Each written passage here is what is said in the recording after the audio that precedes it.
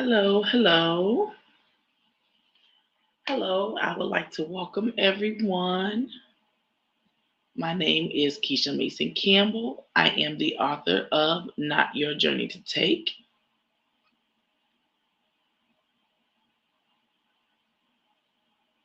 Okay, I just pinned my website on Facebook and Instagram. And I wanted to talk to you guys tonight about I know I am not the only one. That is our topic tonight. I know I am not the only one. So, my name is Keisha Mason Campbell. I am the author of Not Your Journey to Take. I am the Freedom Fixer. I teach women that no is a complete sentence. I show them how to create healthy boundaries when it comes to their loved ones. In September, we will have our next cohort where we will start another class, bring in a group of women in, and we can do it individually or we can do it collectively as a group because sometimes the group does work and some people are not. Hey, Sakura, some people are not too fond of groups. But we will have the next cohort in September. And the name of the program is Not Your Journey to Take. So today's topic is I know I am not the only one. Have you ever felt overwhelmed, stressed, like you just have no control of the situation of what's happening? If you have, put a one in the comments, and that's going to jump us off and get us started. And for anyone who's watching a replay, please put replay in the comments and put the number one. If you have ever felt like you were overwhelmed, stressed, and when you realize that you are overwhelmed and stressed, and it's not because of yourself. Hey, Artie, and congratulations to you. Have you ever felt this way? If you're overwhelmed and stressed and you realize that you are overwhelmed and stressed and it's not because of yourself? There were times I can tell you that I was extremely stressed out, wrecked with worry, to only realize that I was worried and focused on someone else's issues, someone else's situation, someone else's problem. When you get there, you want to take it on. You want to fix it. You want to control it. You want to make sure that you control the narrative so everybody is a success, that everybody succeeds in the end. But when you do that, you lose control of yourself. You lose control of what you have going on. You lose control of what is happening to you, what is making you happy, what is making you move forward. You forget all that. That is no longer in existence. Why? Because you become responsible for your loved one and you want to see them win so bad that you take on their situation, their adversity, their responsibilities just to make sure that they win. It's okay to help. Absolutely, it's okay to help. But that's when you learn boundaries. I can help you, but I don't have to lose myself when I help you. When I help you, I don't have to let you take control of my life and what I have going on just to satisfy you, just to help you, just to fix you, or just to take on your responsibilities. That's not what we're here for. So I know that I am not the only one that has gotten lost in my loved one's problems, being stressed out, wrecked with worry, trying to figure out what's next. How do we fix this? How do we fix that? How do we make things better? So what we have to do is we have to focus on how can we fix that? How can we balance that? How can we create boundaries in our life where we're still taking care of our loved one, but not losing ourselves in the process? And I know that there is an easier way to do that. When I was in the moment, I didn't know that. But growing and learning through this process, I figured that out, which is what I'm going to share with you. I had to identify what my stressors were, right? And my stressors were opportunities and knowing that, well, not really an opportunity, it's knowing that my life was no longer my own. And I knew that as I began to change and evolve and learn how to love me and put me first, right? Once I began to do that, I would lose relationships. But I had to be okay with that. I had to be okay with that. I had to be okay with, knowing that as I evolved and taking my life back and making sure that I am the priority, that I would lose relationships. And I needed to be okay with that. The second one is develop healthy responses, what I would call ready responses. The ready responses are a game changer. Love them. And then establishing healthy boundaries that will lessen your stress. And we're going to go a little deeper into each one of those. But before we do that, talk about how you are feeling. That's going to take us into uh, the three desires that we're going to talk about today. One, knowing your life is no longer your own because you've given it over to someone else. Because you want to care for them, you want to take care of them, you take on their responsibility, you take on their problems, you take on their situations. So your life is no longer yours. The plans that you had for yourself in the future, now they're in jeopardy. Why? Because now you want to take on their responsibilities. You want to make sure that they're okay. You want to make sure that everything that they have going on is working the way it's supposed to. So now everything that you have planned for you is now in jeopardy because you may not be able to do that. Why? Because you're giving it all away.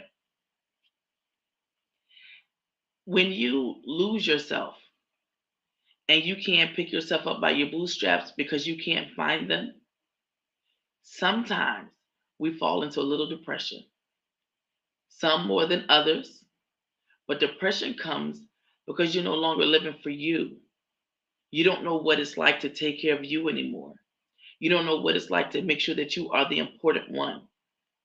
And that doesn't mean let your loved ones go. That doesn't mean not to help them. That doesn't mean in some way, shape, or form that you are there to support. I am not saying that. But you can't help somebody if you haven't helped yourself. If you're not healthy, right? If you're not healthy, how can you help someone else? You can't. You can't. Why? Because your mind is clouded.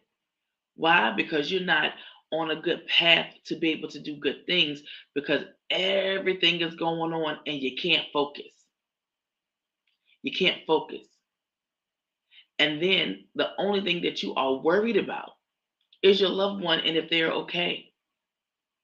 You're not thinking about you. You're not thinking about what's important to you.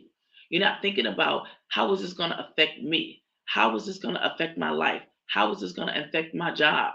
How is this going to affect my business? Putting everybody else first, leaving yourself for last, if at all. That is a huge impact, a huge impact. And it's not a positive one. It can only be positive if you learn how to take care of you first, learn how to put you first, right? Then you can help those who help themselves because you become a crutch when you do everything for them. You become a crutch because you let them lean on you so much that they don't have to be responsible for anything because you do it all. Because you do it all. Excuse me. And it is our sip and chat, so I hope that you guys have something to drink. So your life is not your own. Your plans for your future are in jeopardy. You're headed towards depression. Why? Because you've given your life over to your loved ones and you're no longer focusing on you. You're no longer putting yourself first.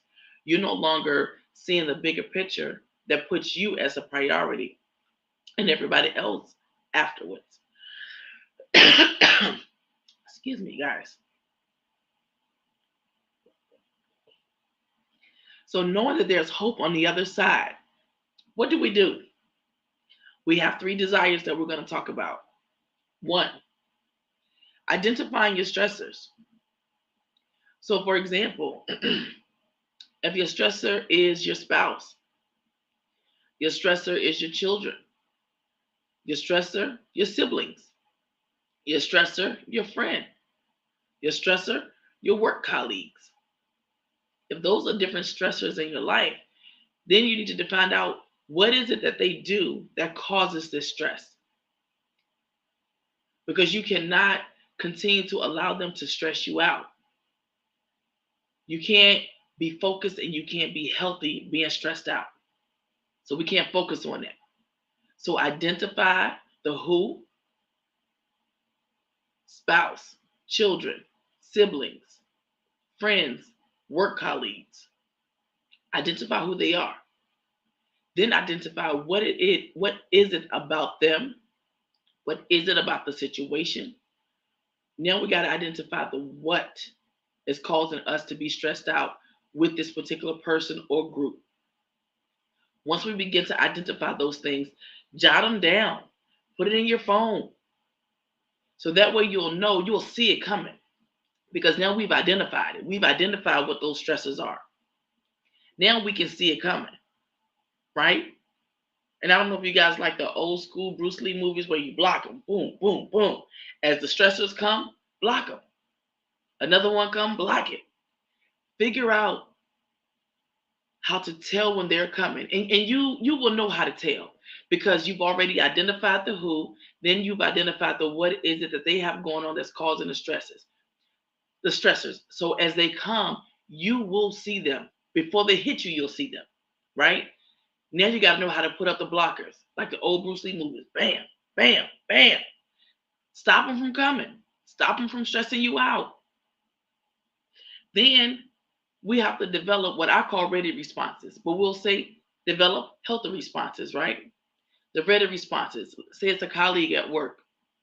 They're always asking you to do their job, but they're always getting the kudos, right?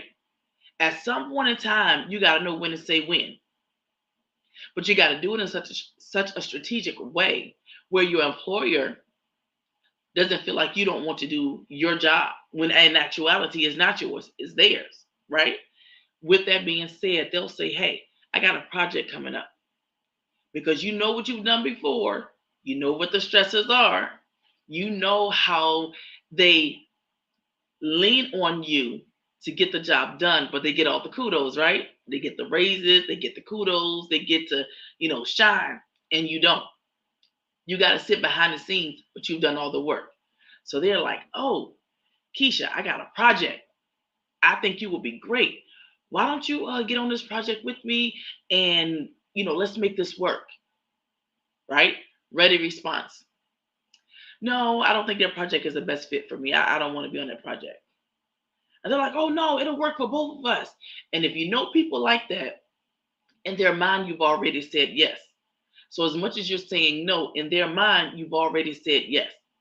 So you have to be sure about your responses. And you have to make sure that your responses are cut and dry. There's no room for them to wiggle.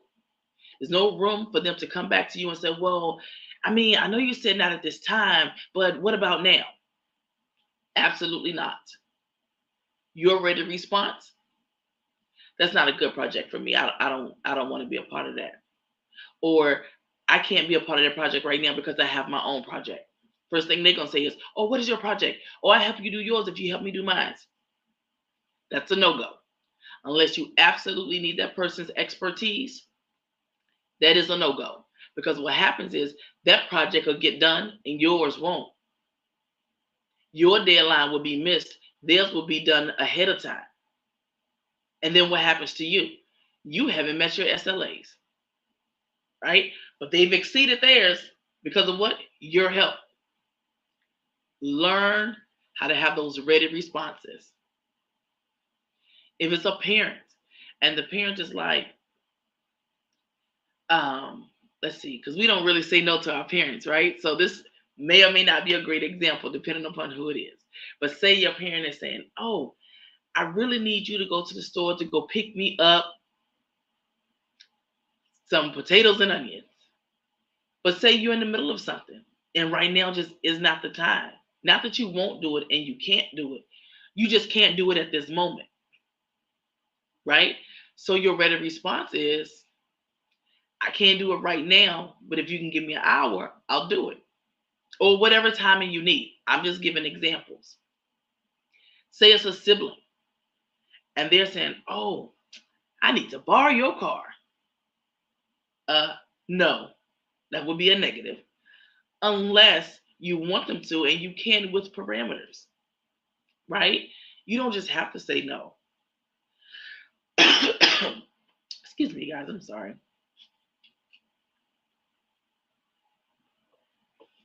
You don't have to say no. You can give boundaries with it. So if your loved one is saying, oh, your sibling, let me use your car, right? Depending upon your sibling's track record with driving, you might say, nah, you drive too fast. You can't drive my car. Or if you feel like they'll do okay and they're going to do good by you, then it's okay to say yes, but do it with parameters, such as, yes, you can use my car, but where you going? Well, how long you going to be gone? Don't forget to put gas in my car, right? And if it's your children, depending upon the age and what they have going on, they want to go outside and play, which a lot of kids don't want to do these days. But if they want to go outside and play, and the street lights are getting ready to come on, that's enough. No, you can't go outside. Not today. And that's okay. That is okay. Until your spouse, they may say, oh, we have a dinner party to go to tonight, and they haven't given you any heads up. It's okay to say no. Not tonight. You should have given me a heads up. I already have something else going on. I can't participate, right? It's okay to say no. It's okay to say no without saying no. It's okay to say no with parameters and with boundaries. That's okay to do. And it doesn't hurt anybody and it protects you. Because if your no is to protect you because you don't want to lend out your car, you don't want to go to the store, you don't want to participate in that project, street lights are coming on, you don't want them to go outside. Or you, which one did I do? The car, the store, um, the project, going outside. I think I got all of them, right? Or even your friend. Your friend may say, let's go hang out. And you just can't, or you don't want to. Not today. It's okay to say no. It's okay. And it doesn't hurt anyone. And if your loved one loves you, they'll respect your no. They will accept your no. And it won't be a problem. But the ready responses are necessary. And then establishing boundaries. When you begin to establish boundaries, people will limit the different things that they ask of you because of the boundaries that you've set with them. And there's not one boundary that you set with everybody. There is not. You have different boundaries for different people for different situations. That's just pretty much how it goes. It's not going to be the same across the board because you don't deal with everybody the same. You don't encounter everybody the same, right? Everybody isn't welcomed in your life the same. So, which means the boundaries will not be identical for every person that you deal with in your life. That is not going to happen. And that's okay. That is absolutely okay. But you have to set the tone. People respect you with how you set the tone with them because they know what to do and what not to do. They know how to carry you and how not to carry you. They know what your boundaries are, and they will respect you enough not to overstep those boundaries. And I know I'm not the only one. Absolutely, I know I'm not the only one. And if you've dealt with any of these, put a one in the chat to say, I have been overwhelmed. I have been stressed. I have given so much to my loved ones or different people in my lives. I have allowed people to overstep their boundaries, be it a colleague at work, be it your child, your spouse, your siblings, your friends. But you set that tone. You regulate how people deal with you, just like you have to respect them. It's a two-way street. If Sandra, who's up here, hey Sandra, if she says, Keisha, um, I was gonna come visit you, but I know you don't accept visitors unless I call first. She's respecting my boundaries. She is respecting my boundaries because that is how I am. If you don't call me to say you're coming, you don't get in my door. So Sandra already understands that that's how I am, and that's a boundary for me.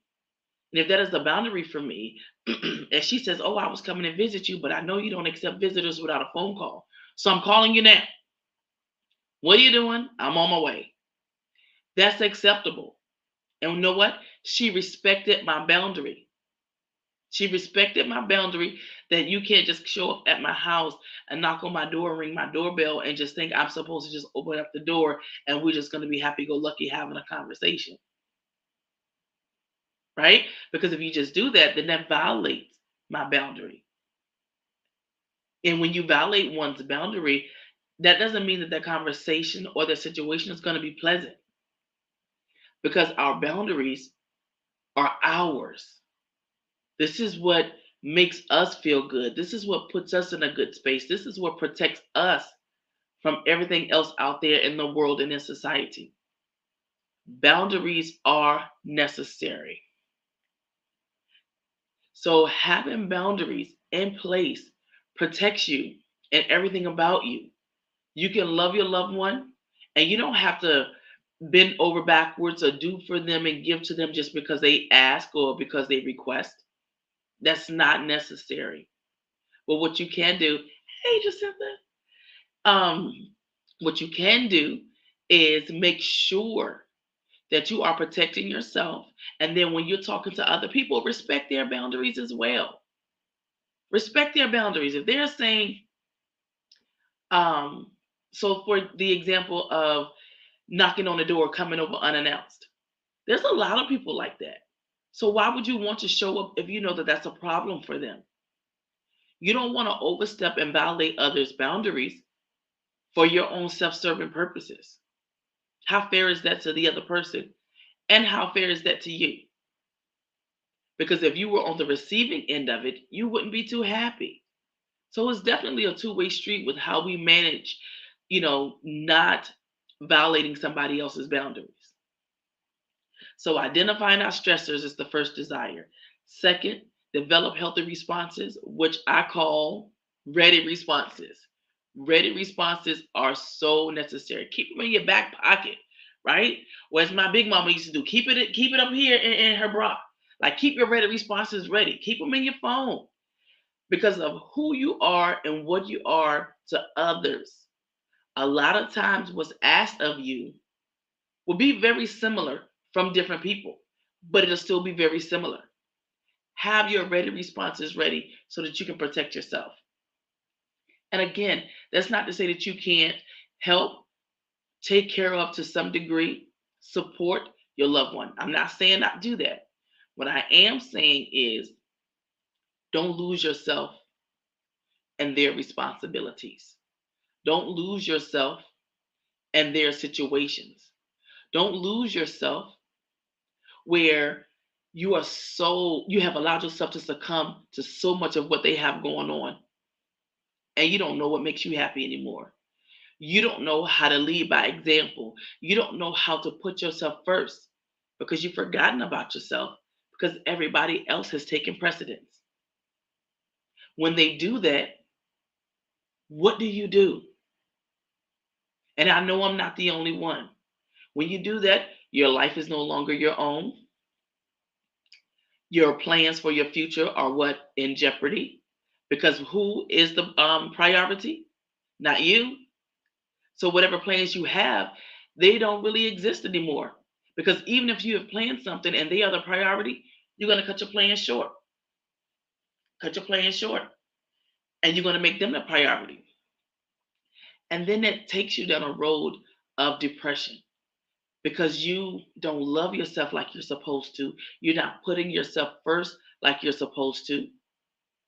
You're not loving yourself in a space of I can grow, I can learn, I can take care of me, and I can help somebody because I am good. But if you're not good, you're not helping from a space of being healthy. You're helping out of obligation. You're helping out of necessity. And we can't do that. We can't do that. Not if you want to be healthy. Not if you want to continue to move on and help others. Because when you're healthy and you're helping people, then you can help other people be healthy and pay it forward and they can help others, right?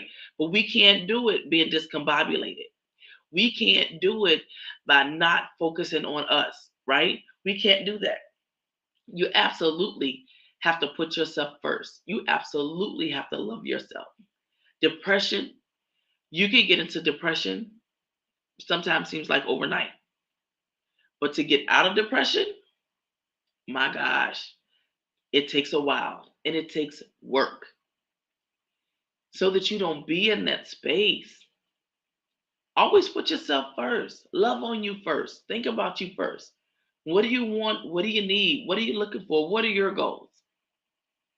As you begin to obtain, you can still pour in and give to others, but don't make them the priority. Don't make them the priority over you. Set those boundaries.